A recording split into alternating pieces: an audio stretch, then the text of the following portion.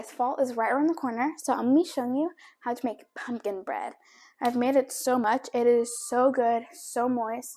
It has a crumble topping, so let's just get started. Let's prepare our pan first. We're going to grease and put down some parchment paper. We're going to put this off to the side. Now we're going to mix together the dry ingredients, which is some flour, salt, baking soda, baking powder. Now time for spices, which is cinnamon, ground cloves, ginger, and some ground cloves. Mix it up. We're going to set this off to the side. Now in a very large bowl, we're going to add in some softened butter. We're going to kind of mix it up to get it started. Now we're going to add in some sugar and some brown sugar. Mix it up again. We're going to add 1 egg and 1 egg yolk. Mix until combined. Now of course you cannot forget the pumpkin puree.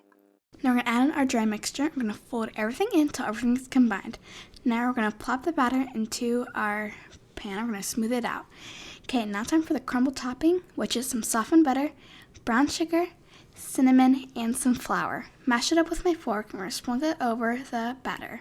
Now time to go in the oven. Alright, it just came out of the oven, so now we're going to let it cool. Thank you for watching this video. See you later.